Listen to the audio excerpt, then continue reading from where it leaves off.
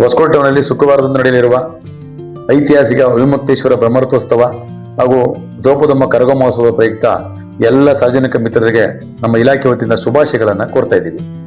ನಮ್ಮ ಈ ಸಂದರ್ಭದಲ್ಲಿ ನಮ್ಮ ಒಂದು ಸಣ್ಣದೊಂದು ಪೊಲೀಸ್ ಪ್ರಕಟಣೆ, ನಾಳೆ ನಡೆಯಲಿರುವ ಐತಿಹಾಸಿಕ ಬ್ರಹ್ಮರಥೋತ್ಸವ, ಈ ಬಾರಿ ಹೊಸ ರಥೋತ್ಸವ, ಇದಕ್ಕೆ ಸಾಕಷ್ಟು ಸಹಸ್ರಾರು ಸಂಖ್ಯೆಯಲ್ಲಿ ಜನ ಸೇರ್ತಾರೆ ಅಂತೇಳಿ ನಮಗೆ ಒಂದು ಮಾಹಿತಿ ಇದೆ. ನಾವು ಎಲ್ಲ ರೀತಿಯಂತ ಬಂದೋಬಸ್ತವನ್ನ ಮಾಡಿದ್ದೀವಿ. ನಮ್ಮ ಇಲಾಖೆ ವತಿಯಿಂದ ಹೊಸಕೋಟೆ ಟೌನು ಮತ್ತೆ ರಾತ್ರಿ ಕರಗದ ಪ್ರಯುಕ್ತ ಹೊಸಕೋಟೆ ಟೌನಲ್ಲಿ ಎಲ್ಲ ಸ್ಥಳಗಳಲ್ಲೂ ಸಹ ಪೊಲೀಸ್ ಸಿಬ್ಬಂದಿಯನ್ನು ನಿಯೋಜನೆ ಮಾಡಿದ್ದೀವಿ. ಸಾರ್ವಜನಿಕ ಮಿತ್ರರು ಈ ಕಾರ್ಯಕ್ರಮದಲ್ಲಿ ಭಾಗವಹಿಸಿ ಅದ್ದೂರಿಗೊಳಿಸಿ ಯಶಸ್ವಿಯಾಗಿ ಈ ಕಾರ್ಯಕ್ರಮ ನಡೆಸೋದಕ್ಕೆ ತಾವೆಲ್ಲರೂ ಸಹಕಾರ ಕೊಡಬೇಕು. ಆಮೇಲೆ ಎರಡನೇದಾಗಿ ಪಾರ್ಕಿಂಗ್ನ ಒಳಗಡೆ ಹಾಕೋದಿಲ್ಲ, ಯಾಕಂದ್ರೆ ಟೌನ್ ಒಳಗಡೆ ನಾವು ಜಾಸ್ತಿ ವೆಹಿಕಲ್ನ ಬಿಡೋದಿಲ್ಲ. ನಾವು ಸಹಕರಿಸಬೇಕು, ಯಾಕೆಂದ್ರೆ ಅದು ತೇರು ಹೋಗುವಂತ ರಸ್ತೆಗಳಲ್ಲಿ ನಾವು ವಾಹನಗಳನ್ನು ನಿಷೇಧ ಮಾಡಿದ್ದೀವಿ.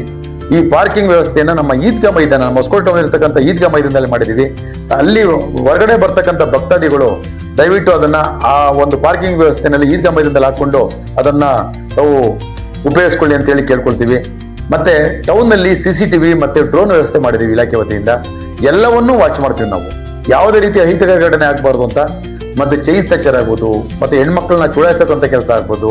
ಮೂರನೇದಾಗಿ ಮನೆಯನ್ನೆಲ್ಲ ಕಳ್ತನ ಮಾಡ್ತಕ್ಕಂಥದ್ದು ಆಗ್ಬೋದು, ಬೈಕ್ ಥೆಫ್ಟ್ ಆಗ್ಬೋದು, ಈ ತರ, ಯಾಕಂದ್ರೆ ಪಿಕ್ ಪಾಕೆಟರ್ಸ್, ಈ ತರ ಅವರು ಅಪರಾಧಿಗಳು ನಾಳೆ ಅದ್ರ ಸಕ್ರಿಯ ಆಗ್ತಾರೆ.